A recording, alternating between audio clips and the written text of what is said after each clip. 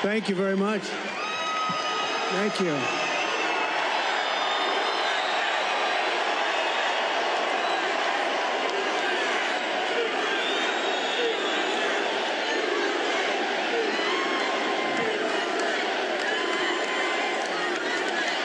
Oh, thank you very much. That's a lot of people for a town hall. Nobody's ever seen a town hall like this. You know, a town hall is supposed to have about 300 people. You have about 8,000 people here. And equally as important, you have about 8,000 people that are not here. They're walking away. But I think we have television outside, right? So they're watching from outside. Would anybody like to change places with them? I thought you were going to say that.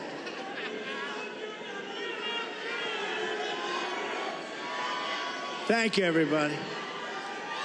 Hello, Sarah. Mr. President, nobody's ever seen anything like it. Well, it's been a great experience. It's a dangerous business, however, being president. It's a little bit dangerous. It's, you know, they think race car driving is dangerous. No. They think bull riding, that's pretty scary, right? No. This is a dangerous business, and we have to keep it safe.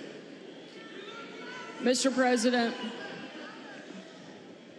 I don't think there's a person, certainly in this room tonight, and probably anywhere in the country, that doesn't remember exactly where they were on July 13th, that Saturday, when a horrific thing happened, an attack not just on you, but what I see as an attack on our entire country.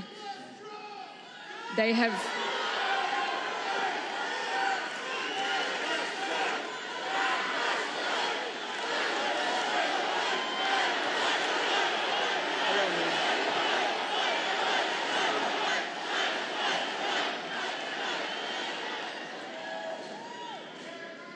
I joined with everyone in...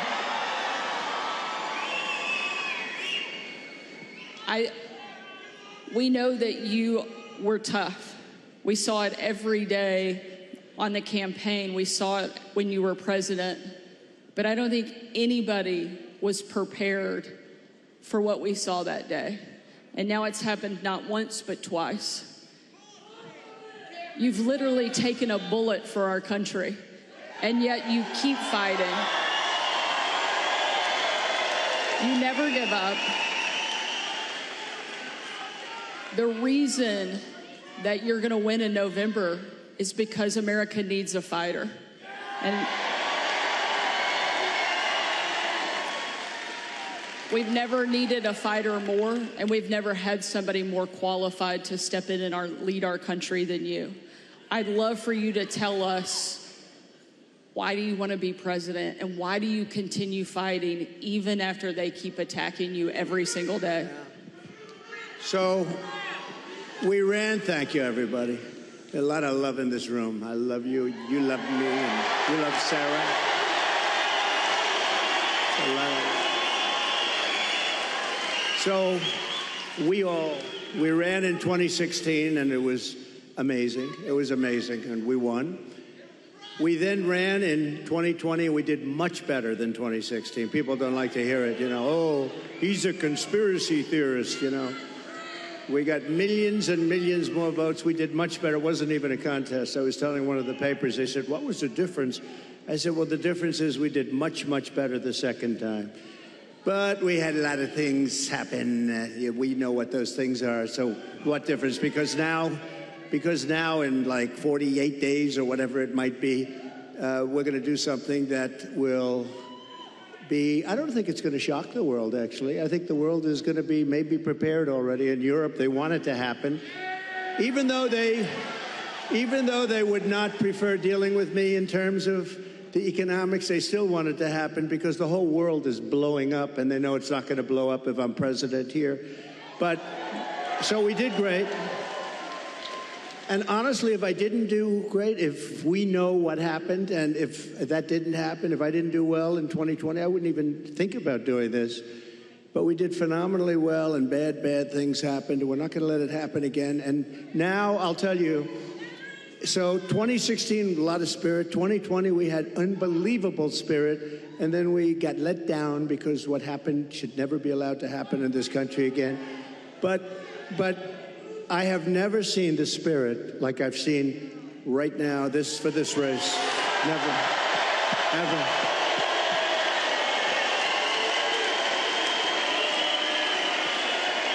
I've never seen anything like it. Never seen anything like it.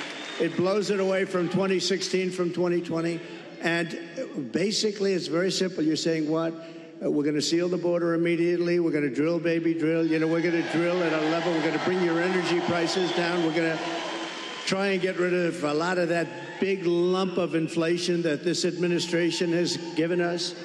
And I have to say that President Biden called me yesterday. It was very nice. We had a very nice conversation. I appreciated that he called about, you know, what happened the other day. And he says, he's committed. He's committed. No, and today, a little while ago, I got a very nice call from Kamala.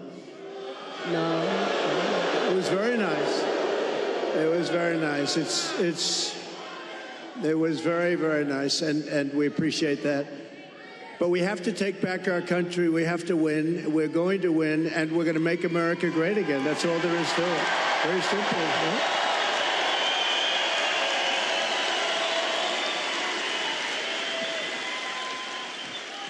I think it's safe to say that this crowd will all be voting for you.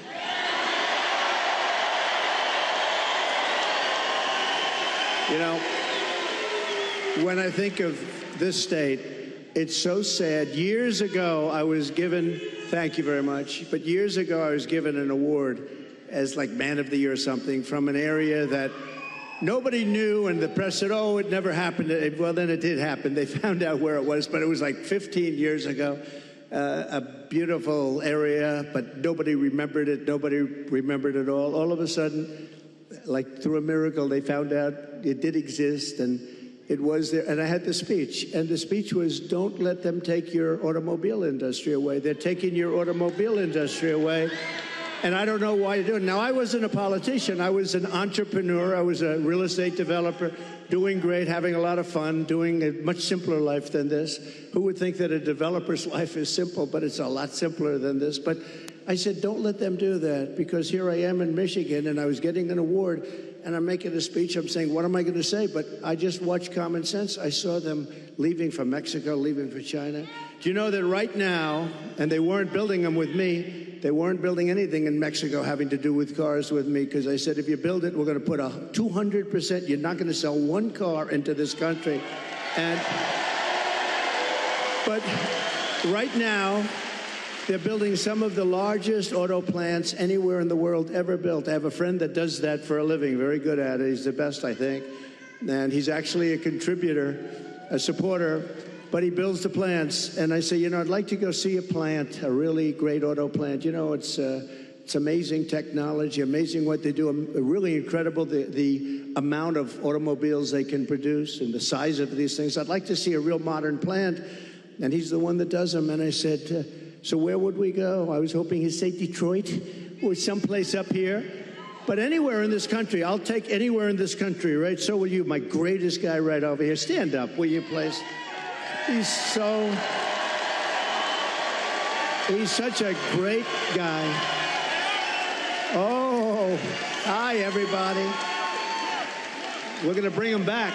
We're going to bring him back. We're not just going to keep, you know, you're losing your jobs, the whole thing, but just, so they're building. So I said, where would I go? And let's go take a look at a beauty. He said, well, we'll have to go to Mexico. I said, wait a minute, I'm not interested. No, I want to know here. He said, here we don't build top of the line. We build smaller plants. We build, you know, there's just not that kind of a thing. And I said, isn't it sad? He feels that too. You know, he's a United States guy. But he said, if you want to see the big ones, you're going to have to go to Mexico. They're owned and built by China in Mexico. And there are a number of them going up right now. And they think they're going to make their cars there, and they're going to sell them across our line, and we're going to take them, and we're not going to charge them tax. We're going to charge them, I'm telling you right now, I'm putting a 200% tariff on, which means they're unsellable. Unsellable in the United States. And then you wonder why it gets shot at, right? You know, only consequential presidents get shot at. When I say something like that, you have countries saying, this guy, but what can you do? You have to do what you have to do, right?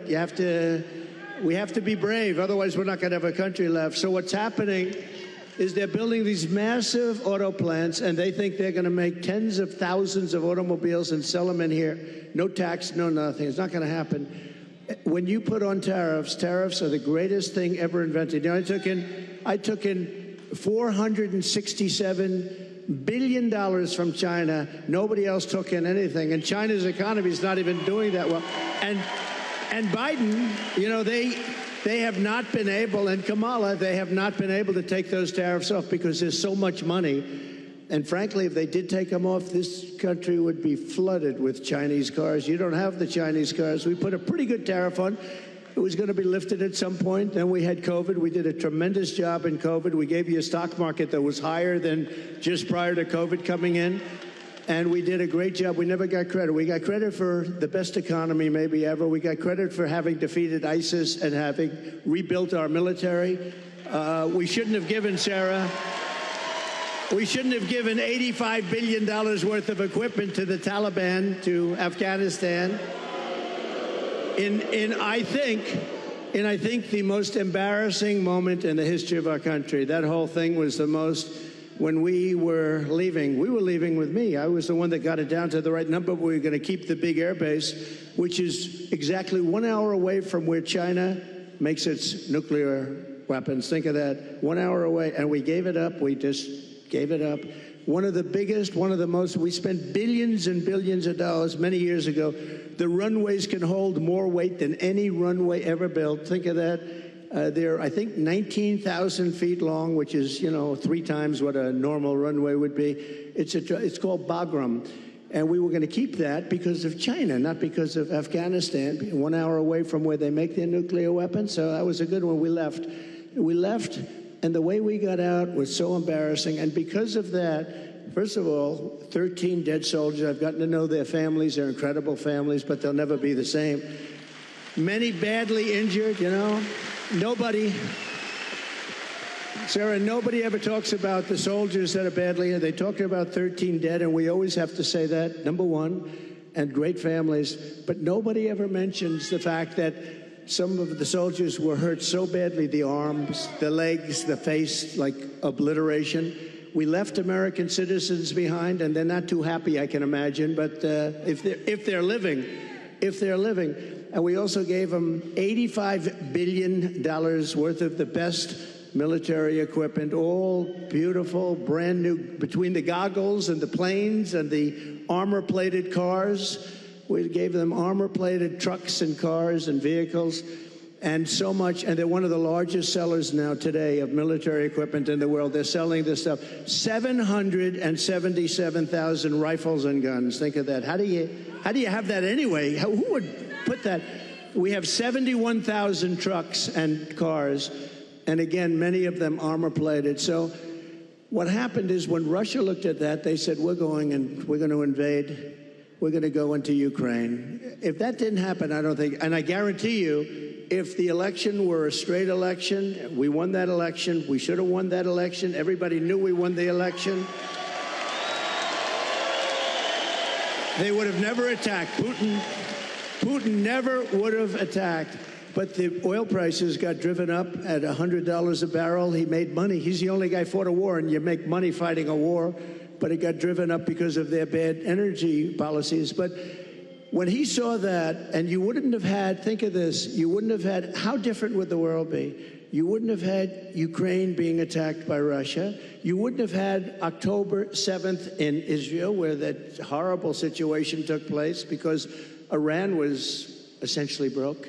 They had very little money, and we would have made a great deal with them. All we want is we don't want them to have a nuclear weapon. Very simple. That's all we want. We don't want you to have a nuclear weapon. We would have made a good deal with Iran. They would have been happy. And I think they're going to end up being very unhappy, but it's very dangerous. They're very close to a nuclear weapon. And the other thing, you wouldn't have had inflation. You wouldn't have had inflation because inflation was driven up by their bad energy policy. And you remember your gasoline started going up to $5 and $6 a gallon. And then what happened is they said, oh, we're going to get killed. We have an election. We're going to get killed. And they went back to my policy. So they went back to the same. What they don't, and they say, we produce the same amount as Trump. Well, they went right back to my policy, or you would have been buying, you would have had $25 a gallon gasoline. So they went back. What they don't say is, though, I would have been producing 4 times as much. And I took us from third into first place by a lot. But we have more liquid gold under our feet than any other country in the world, including Saudi Arabia, including Russia. And we would have been so dominant in energy. We would have, you know, we didn't need any energy from anybody. We didn't have to protect any other countries in order to get their oil, which we've done for many years in the Middle East. We were energy independent. Sounds so beautiful to say it. We were energy independent.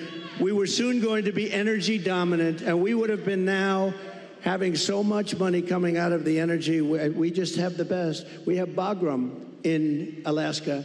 They say it might be as big, might be bigger than all of Saudi Arabia. I got it approved. Ronald Reagan couldn't do it. Nobody could do it. I got it done. In their first week, they terminated it. Check that one out. Bagram. Check that one out. Think about this. Between Bagram, between you go to Anwar, you take a look at the kind of things that we've given up. We should have that air base. We should have that oil. We would have had a whole different country. But to give up Anwar, to give up the biggest air base, military air base in the world, and they left it in the dark of night with the lights on, and they did leave the dogs behind. There are a lot of people, they say, what about the dogs? They left the dogs behind. But we would have been a much different country right now. But we're going to get it back, and I promise you we're going to get it back with guys like this and people like that. And Sarah, just one thing, because this is the world's longest answer to an otherwise simple question, but the difference is I give an answer that's productive as opposed to an answer that is not very productive, right? Like in the debate. But just to end this, we are going to, for Michigan, because we want to be a little bit Michigan-centric. You used to be the capital of the world in cars. Today, you're an afterthought in cars. And I don't know the head of your union. I've never met the gentleman, Sean. I've never met him. But what he's done to your union and what he's done by agreeing to allow this country to say we're going all electric, which at some point they're going to end up taking back that mandate because that mandate is insane. They want to go all electric basically by 2030. And for him, think of this, for him to do that, just real fast, you're right now at 25% of where you used to be and heading south because the electric cars are all going to be made in China and Mexico, but they're all going to be made basically in China. We are going to bring so many auto plants into our country. You're going to be as big or bigger than you were 50 years ago because they won't be able, if they're not willing to build a plant, we don't want their product. And that's enough. That's all I wanted.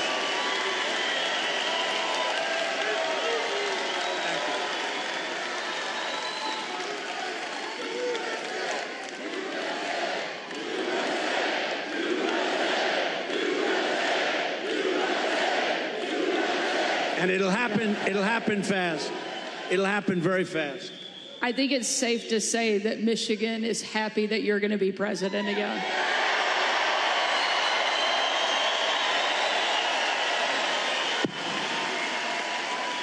And Mr. President, we don't mind that you give long answers because you actually have something to say, because you actually got something done when you were president.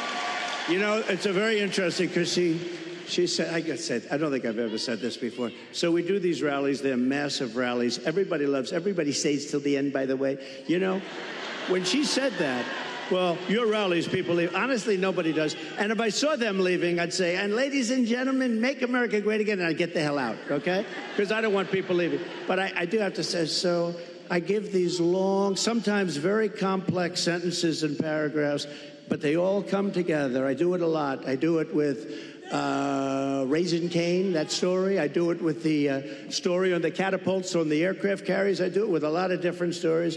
When I mention Dr. Hannibal Lecter, I'm using that as an example of people that are coming in from Silence of the Lambs. I use it. They say, it's terrible. So they say, so I'll give this long, complex area. For instance, that I talked about a lot of different territory. The bottom line is, I said the most important thing. We're going to bring more plants into your state and this country to make automobiles. We're going to be bigger than before. But the fake news, there's a lot of them back there. You know, for a town hall, there's a lot of people. But the fake news likes to say, oh, he was rambling. No, that's not rambling. That's genius when you can connect the dots. You got to.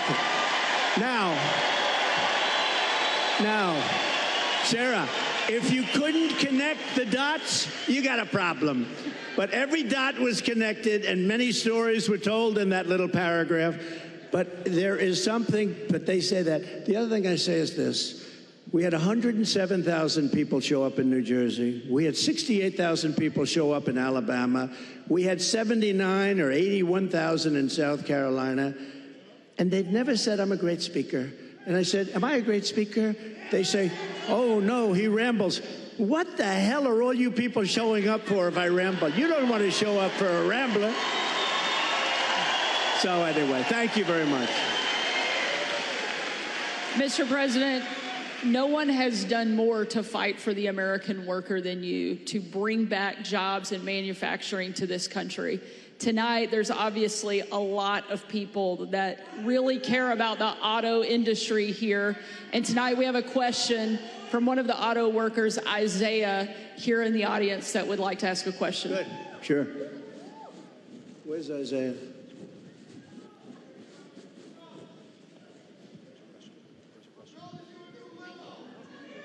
Thank you. Thank you very much. Thank you. We'll build a brand new beast. We're going to build a beast right here. Thank you. Thank you very much. Thank you. Thank you. Yes, sir. Thank you, Mr. President, for having us here tonight. I just want to let you know that I've attended one of your rallies. I did not leave early, and I did not fall asleep. Just want to let you know that, sir. I did not do it. I did not do it. I didn't see anybody else doing it either, sir. My name is Isaiah. I'm a third-generation UAW worker, working hard to build trucks here in America. Yes, yes. Get ready. You're going to be doing plenty of it. Thank you, sir. Thank you, sir. I work for Ford, and you actually came and visited the plant that I work at. That's right. You did.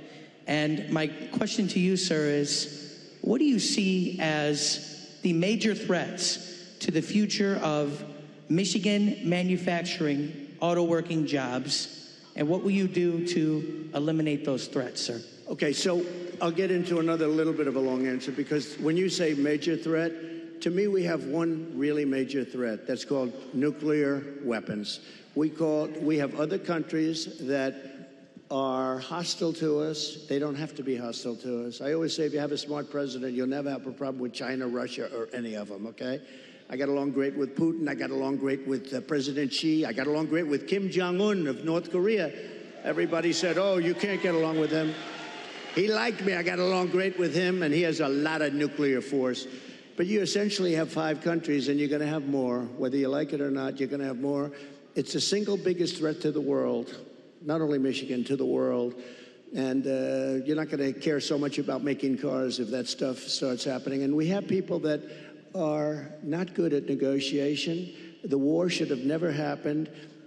President Biden, I want to be nice. He was so nice to me yesterday, but, you know, in one way, I sort of wish the call wasn't made, because I do feel he's so nice. I'm so sorry about what happened and all that, but I have to lay it out. We have very important, and the same with Kamala today. She could not have been nicer. But the fact is, we have to have people that are respected by the opponent, by the other side, by other countries that have this. Even Pakistan has nuclear weapons. We have countries. India has a lot of nuclear force. we have countries that have tremendous nuclear power.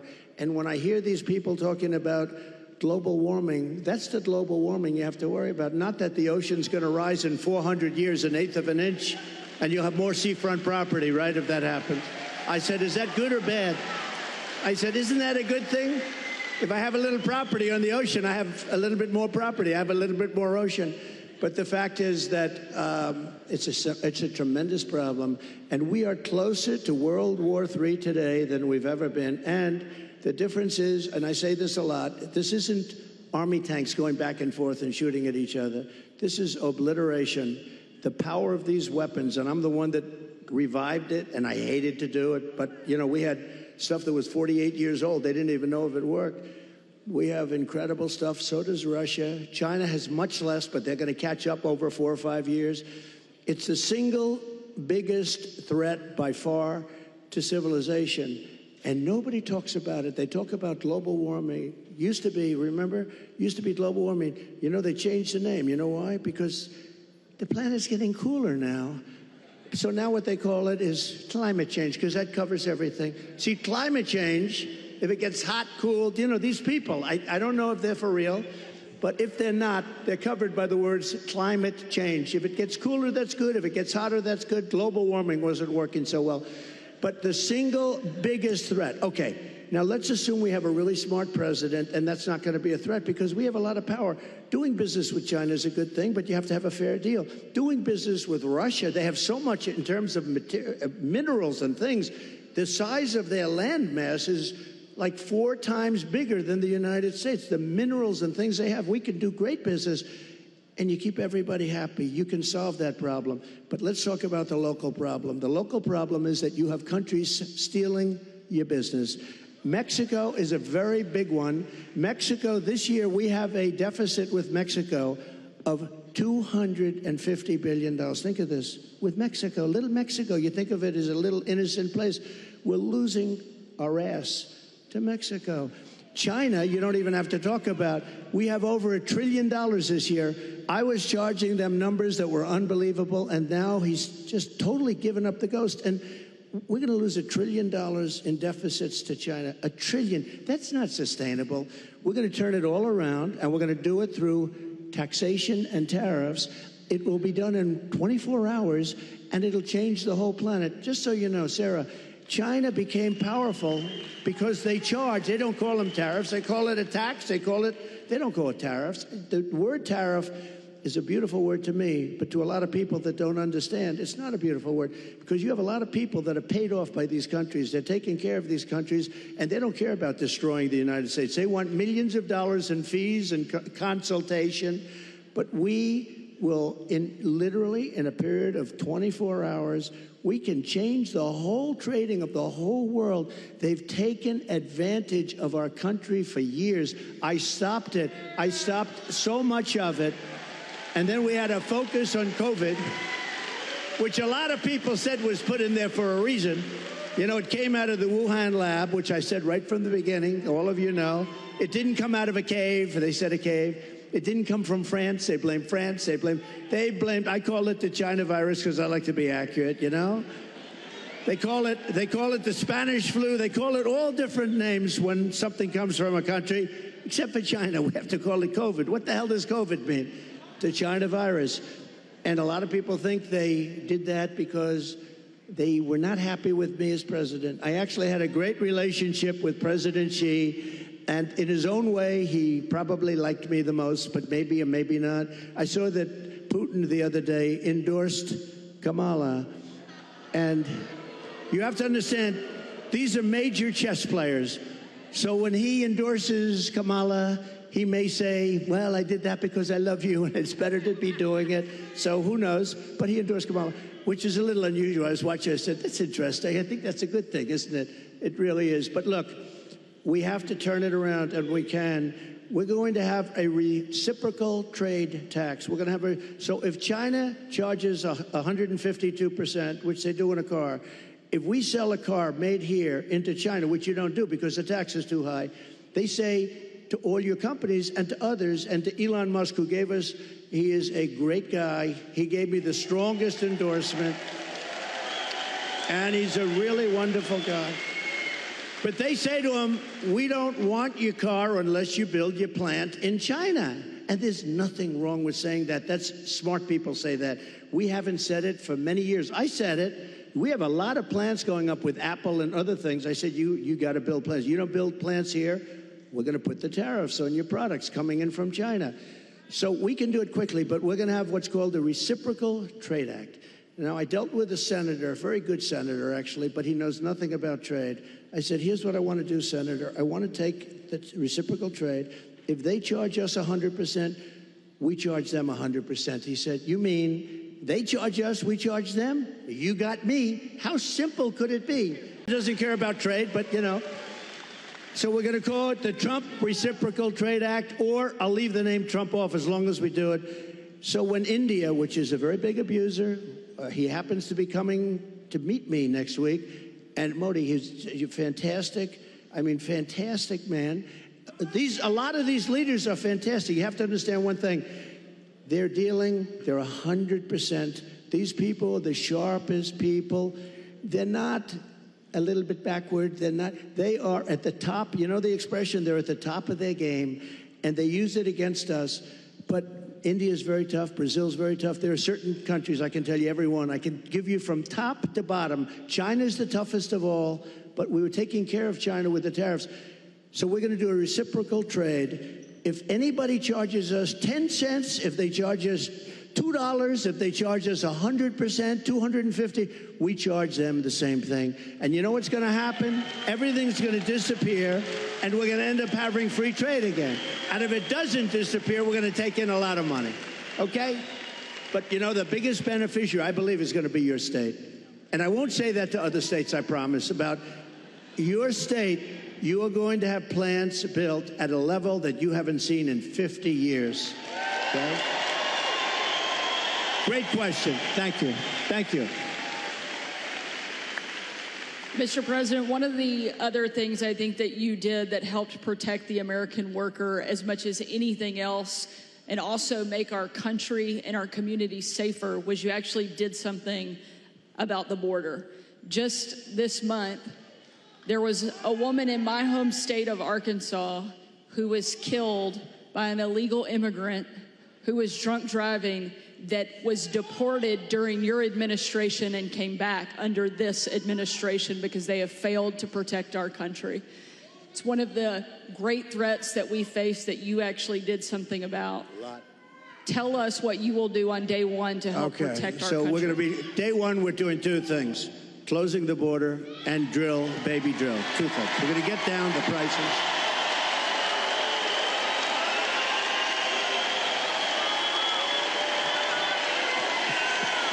Thank you.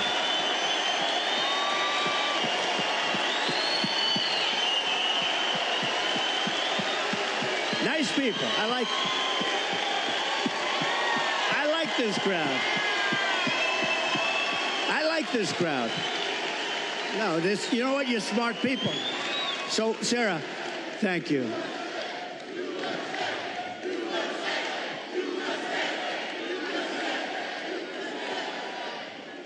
So, over the last couple of years, I've been talking about the border. I got elected in 2016 because of the border. But that border was peanuts compared to what this border is. That border was like a safe border compared. And I did it. I did a great job. And it also includes drugs, came to much lower. Look, unless you have the death penalty for drug dealers, you'll never get rid of the drug problem. Put that through your head, okay? Put that through your head. And I don't know if our country's ready for it. When I was with President Xi, and again, until COVID, I had a great relationship. Once that happened, I really didn't want a relationship because $60 trillion, millions of dead people all over the world. I was not exactly thrilled with him. But before that, I had a great relationship. And I said, do you have a drug problem? No, we have no drug problem. Oh, how come? Death penalty, immediate. I said, what does that mean, immediate? Immediate, we have what's called a quick trial. You know what a quick trial is? Like in one day, the trial is over. Over here, it'll be 25 years. They'll get some nice liberal lawyer, and they'll have it tied up for 25 years. The guy dies of old age. So, but they have a death penalty. In Singapore, they have a death penalty. In a lot of countries, they have a death penalty. You sell drugs, Because the average drug dealer kills during his or her life 500 people. The average one. The big ones, much more. But when you hear that, you know, when people start to hear that, and I set up blue ribbon committees, I put, you know, nice people, dilettantes from New York and from Los Angeles, people that know nothing about drugs, and they're dealing with very smart people. These dealers are smart as hell, they're tough as hell, and they make a fortune. They make a fortune. And if you don't have the death penalty for drug dealers, you're just wasting your time. Now, we can keep it down, and we can do better than we're doing now, and a lot better than we're doing now, because what's happening now is out of control. But we had the lowest human trafficking, mostly in women, I hate to say, mostly in women, but we had the lowest human trafficking in 32 years. You know my favorite chart, the chart I put down. When I look to the right, that'll be my all-time favorite chart in history. That was basically a chart showing what a good job I did on immigration. But even if it showed I did a bad job on immigration, it will be my all-time favorite chart, because I wouldn't be here right now if I didn't look over. Let me see that chart. That was not good. My all-time favorite chart. Blue, yellow, red. It was beautiful. Oh, there it is. There it is. There, that was good. These guys are very good back. That's a good. You know, the interesting thing, it's always on my left. It's at rallies. It's always on my list. I only do it about 15, maybe 20% of the time, so I don't do it much. And it's always at the end of a speech. But it's always here. For some reason, they dropped it here. It was at the beginning of the speech, the very beginning couple of sentences. And I turned like a deer bolting, I guess, right? They say good hunters say this. Every once in a while, a deer will bolt prior to the shot. And I don't know, I guess mine was a form of, but I turned around to look at it. It was right here, behind me, actually. And my head was at a perfect angle. It got me.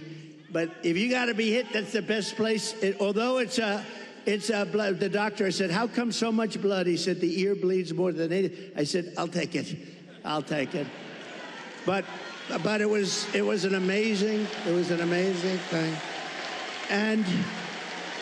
And I have to say, because I have to, while we're on the subject, because people do like to talk about it.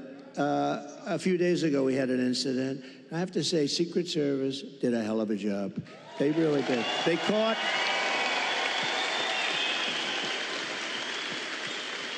one of the gentlemen one of the agents was walking a couple of holes in front, and he saw a rifle, AK-47. That's serious stuff, right? You know more about that. My sons know more about this stuff.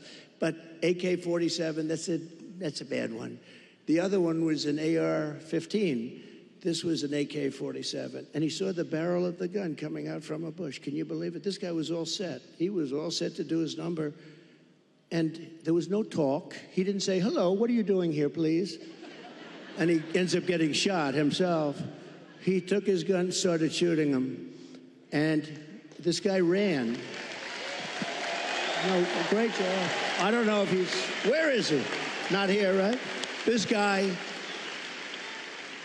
guys do a great job. Now, they do need more people, and they've been complaining about that for a long time, but he did a great job. But you want to know another sort of a miracle? So the guy is now running for his life, and he's got a car a block away or whatever. And a woman, this is a woman, not a man, a woman, see? Women are smarter than men. I hate to say. How does that sound? Our great First Lady is very happy now. Let me just tell you, think of this. Who would do this? I actually asked, I was with the sheriff this morning, I was with a couple of people from Secret Service, who would do this? So you now have a man running, not with a gun, he dropped the gun, we found the gun, but he was gone. And a woman driving in a car saw a man on the street, pretty busy street, running, and she followed him. And he got into the car, and she stopped because she thought he was trouble. He looked different. Like trouble. She followed him, it wasn't very far, and parked the car behind his car and started taking pictures of his license plate. Now think of it. And Sarah, think of it. No, seriously, who would do that? It's the women. Not from good or bad, not from, strength or heroism. No, just you see somebody running. I see people running all the time, and you don't. She saw something in this guy that was bad. She may have heard maybe gunshots, because there were four gunshots. Actually, the shots, he never got off a shot. The shots were from Secret Service. But think of it, who would do this? If you took 1,000 of these incidents, would even one person have done it? This woman was, I haven't met her, but I'd like to meet her. I'm going to meet her, I hope. But think of this. She goes in, she takes pictures of the plate, and then she sends the pictures into the sheriff's office. And the sheriffs are saying, wow, this is pretty amazing. And they were able to get this guy within 10 minutes. They had a high-speed chase on the highway. They got him. Otherwise, we'd probably have an AK-47. They had the camera. He had the whole thing. He was a sophisticated guy. He even had the serial number taken off the rifle, the gun. But think of this. So we'd have all the stuff. But I'd be walking around saying, I wonder where this guy is. Is he in this audience? We would have a maniac out there. This woman was unbelievable. Because I actually asked the sheriff, if it happened 1,000 times, would anybody have done that? He said, maybe, but not much, not much. So she did she was really amazing, amazing job. We're glad she did. I think there are a couple takeaways there. One, the women of this country love Donald Trump and are going to make sure we do our part.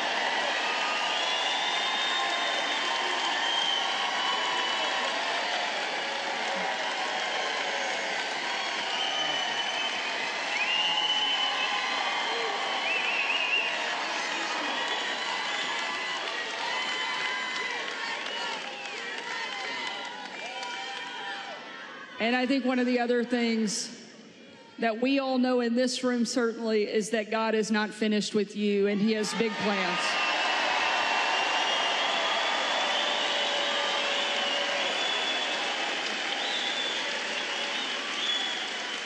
Sarah, I just want to say one thing. So when I heard about this tonight, I said, so where am I speaking? Michigan, good. I like Michigan. I want to talk about cars. I love talking about the cars because it's so simple. It's so ridiculous that this is happening. You don't want the electric. You do want electric cars, 7%, 8%. Elon makes a great product. But you know what? And I've driven. His car is incredible. Other cars are incredible. But you have a little thing. But you want to have gasoline-propelled cars. You want to have hybrids. You want to have all sorts. They say a new one is going to be hydrogen. Who the hell knows? They said it has a slight problem. It blows up. And if you're in the car, that could be a little problem. But you want to be able to have whatever it is, whatever the market is and all that stuff.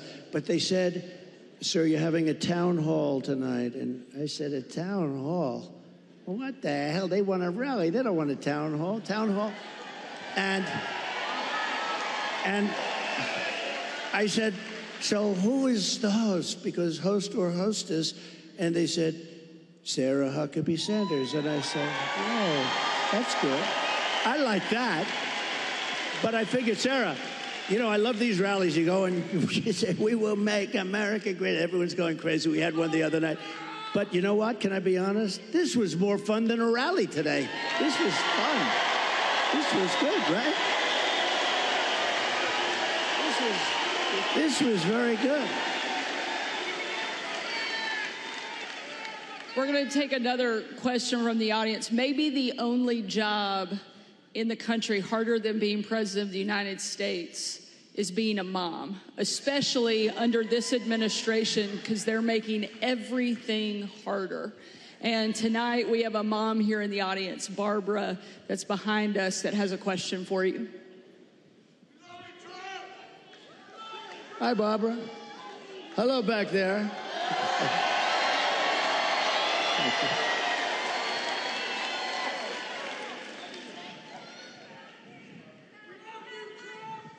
Good evening. Good evening, President Trump. Thank you for taking our question. Thank you. My name is Barbara. I'm a mom of 3, a grandmother of 7, and 3 great-grands, a registered nurse, retired nurse, So I know the cost that goes into raising children and running a household. Yeah. People just can't survive now. How are you going to bring down the cost of food and groceries? Good. Very good. Thank you. So we have to start always with energy. Always. I don't want to be boring about it, but there's no bigger subject. It covers everything. If you make donuts, if you make cars, whatever you make, energy is a big deal, and we're going to get that. It's my ambition to get your energy bill within 12 months down 50%. If I can do that, we've done a hell of a job. 5-0, not 15, 50. Interest rates are going to follow, and actually they're going to follow for another reason. The economy is now not good, and interest rates, you'll see they'll do the rate cut and all the political stuff tomorrow, I think. And, will he do a half a point? Will he do a quarter of a point? But the reason is because the economy is not good. Otherwise, you wouldn't be able to do it. But we're going to get interest rates down, and we got to work with our farmers. Our farmers are being decimated right now. They're being absolutely decimated. And, one of the reasons is we allow a lot of farm product into our country, and we're going to have to be a little bit like other countries. We're not going to allow so much come. We're going to let our farmers go to work. And I don't know if you remember, I love the farmers because, I had many meetings as president. I have this gorgeous room with this beautiful table that seats about 35 people. And I was with the farmers. Usually everybody wants something. They all want subsidy. But I was with the farmers, and I think you might have been there, actually, Sarah. I said, look, fellas, we're going to get you such a beautiful subsidy, meaning I'm going to do things. And one of the people raises and, sir, honestly, we don't want a subsidy. This is the first time this ever happened to me. Everyone they want money. They want to build windmills. We want money with these windmills. Anyway. But you know what? It was amazing. He said, almost tears in his eyes, they were getting decimated. We don't want a subsidy. We just want to play, a fair, level playing field. And I said, nobody's ever said that. And I have many industries and many groups of people from different things. They do all different things. It's probably the most dramatic I've ever seen. He didn't want anything. All he wanted was to be able to compete fairly. And the problem we have is other countries, they treat us very badly in that way also. They really are. And sometimes the worst countries are our so-called allies. I say so-called because in many ways they're not allies at all. They take advantage of us. They really take advantage. But we're going to do with the farmers. We're going to do what we have to do with the farmers. We're going to put our farmers. And do you remember the expression? When I was negotiating with China, China said, well, we're not going to deal with this because they never had anybody negotiate. They did whatever they want. They just took us for a bunch of suckers. But I told the farmers it's going to be very good negotiators. You're going to suffer for 6 months, and then they're going to fold. And that's exactly what happened. They folded, and they agreed to buy $50 billion. You might have heard the story. I said, how much? I went to the Secretary of Agriculture. How much did they buy?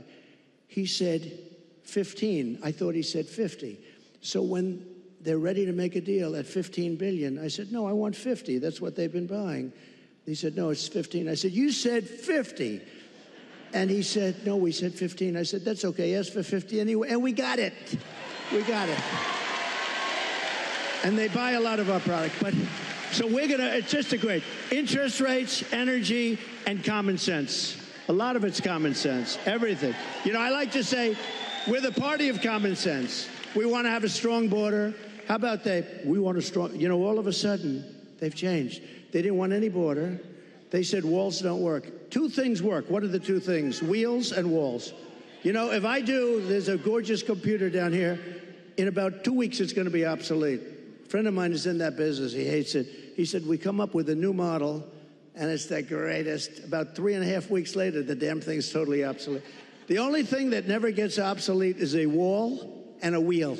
And the wall is what we're talking about now. And, we built hundreds of miles of wall. We then added more than I ever said I was going to do. And then we had that bad election result, that disgusting result. And they never put it up. You know what they did with it? They sold it for 5 cents, and it was expensive wall. It was exactly what the Border Patrol wanted, with the anti-climb plate on top, which I always hated because I didn't like the look of it.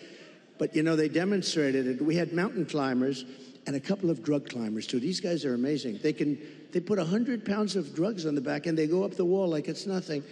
But they couldn't get over the plate. So all of a sudden I said, okay, I'll put the plate on. I didn't like it. I liked it better without the plate, but it didn't work quite as well. So this is what we did. We had it. We had the best. We had a thing called Remain in Mexico. You don't have to be a genius to know Remain in Mexico is a very good thing. And you think that was easy to get.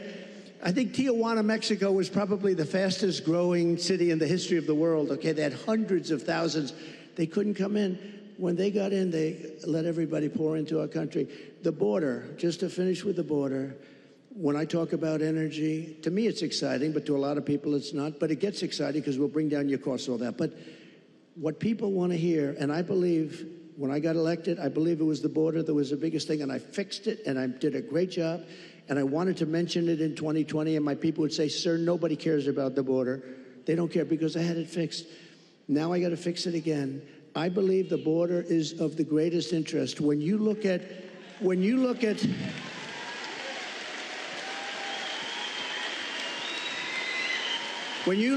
happening in Aurora, okay? Take a look at Aurora. When you look at what's happening in Ohio, the great state of Ohio, I love it. I'm way the hell up. I wish I was up 18 points in your state, but we are up. We are up. I think when people hear what I have to say, I don't know how you can possibly lose it. I'll tell you this, and I'll say this for Michigan. If I don't win, you will have no auto industry within 2 to 3 years. It'll all be gone. And I know you got a little bit of an increase. It doesn't mean that's the small stuff because it's just a temporary thing because you will not have any manufacturing plants. China's going to take over all of your business because of the electric car. And because they have the material, we don't. What we have is a thing called gasoline. We have gasoline. We have so much gasoline, we don't know what to do. They don't have gasoline. So why are we making a product that they dominate? They're going to dominate. You will not have a car industry left, not even a little bit of a car industry. So, and you're going to have electric cars, but you're going to have 7%, you're going to have 9%, whatever it may be, and maybe someday the technology becomes so good that you can do more. I mean, you know, it's fine.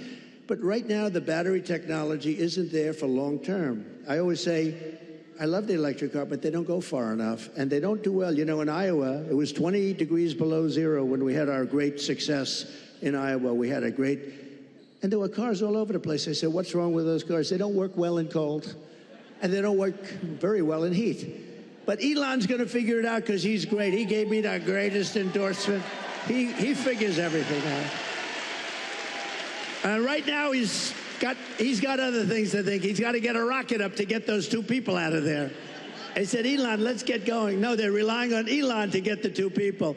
Who would like to be up there right now saying we're coming back home maybe in February?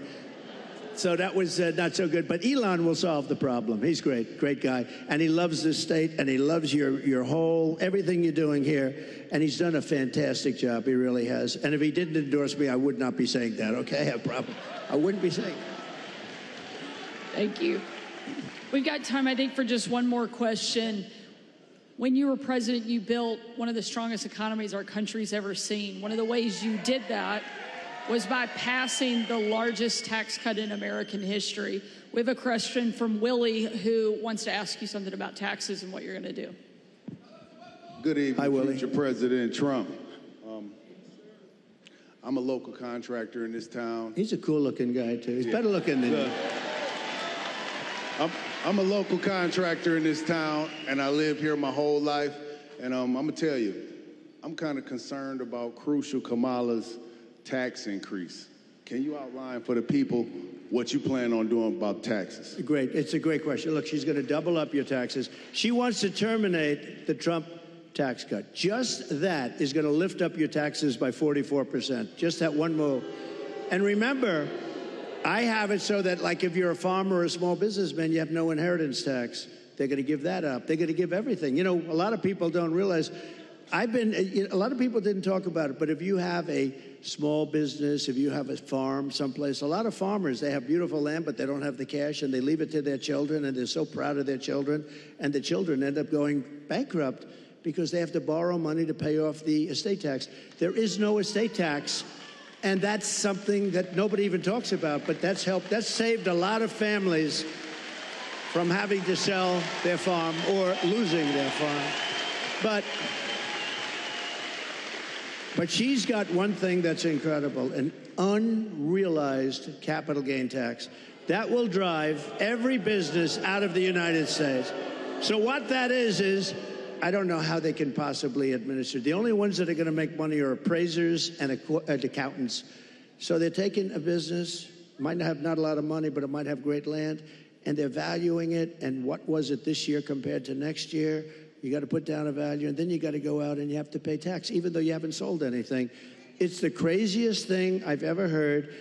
And I don't know how any rich person or any person that's in business can even think of supporting her. It's the craziest thing I've ever heard. So, and they're going to raise the capital gains tax, Willie, a lot. Now, as far as regular, people are going to have to pay a lot more tax. Your taxes, she said, 70 to 80%. Some people will pay 70, 80%. You have to understand, a lot of these people are international business people. A lot of these companies are international. They don't care if they're here or someplace else. They go for the best deal. They go for their shareholders. If they raise the taxes like that, they go to other countries. You know who got a lot of our companies is Ireland. Years ago, they took our pharmaceutical industry because they gave them a better deal. They will leave our country. They will leave all those jobs that we created. And I want people to pay fair taxes and all of that. But she's going to be raising your taxes to 50, 60, 70%. And it's not sustainable. And even for the companies, if they have to pay too much, they're going to leave the country and you're not going to have any jobs. So we have to be very, very careful about it. We have to be very, very careful. And I have to tell you that this has really been an honor. This will be the most fun of any state because we're going to bring back an industry that you can do it. You know, we're going to bring back an industry. And mark my words, if for some reason some tragedy happens, because it would be a tragedy beyond the auto business for the whole country, I really believe that. If a tragedy happens and we don't win, there will be 0 car jobs, manufacturing jobs. It'll all be out of here. And that includes South Carolina. That includes other places that are competitors of yours. You won't be making cars here anymore. You won't be making anything in our country anymore. We're going to bring it all back. But the one, and I say this, and I said it to another state the other night, and I said, this is not a good thing to say to another state, but I said, Michigan's going to be the most fun because you're so set up for greatness. All you need is somebody smart at the top to say, you can't flood our market with cars. You just can't do it. And if I say you have to pay 100%, you know China pays a big, but I didn't do the big number yet. But if I say you have to pay 100 or 200%, it doesn't matter because I'm going to say, second sense, I hope you don't mind this. However, if you build your plant in Detroit, or if you build it in Michigan, or if you build it anywhere in the United States for that matter, it seems to be the right location, but we're going to have more fun. So I'm telling them about Michigan, and I'm saying, you know, this story's getting a little bit long because I'm talking about Michigan. I happen to be in another state, but everybody loved it because they know you. You're recognized for this. We're going to get, now, they go from paying 100% tariff to paying nothing. All they have to do is build their factory and spend their hundreds of millions of dollars in your state. This will be like taking candy from a baby. It'll happen first, and you get the credit. I'm going to give you the credit.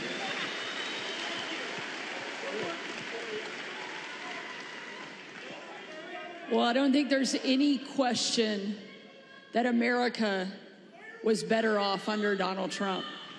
And we know that it's going to be even better the second time around.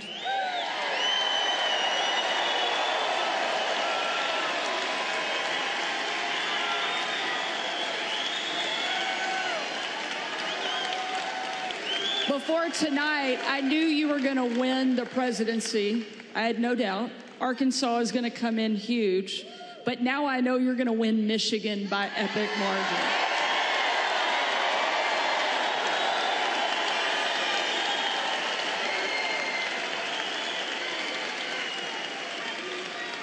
Ladies and gentlemen, we need you to show up.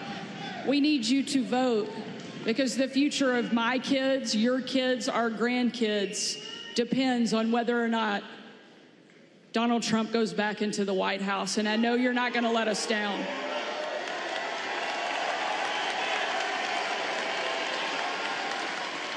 More importantly, I know President Trump is not going to let us down because he's shown us time and time again that no matter what comes at him, no matter what the left throws at him, he's going to get back up and keep fighting for this country that he loves so much.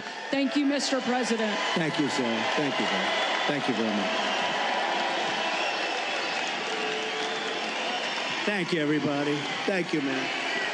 I'll see you.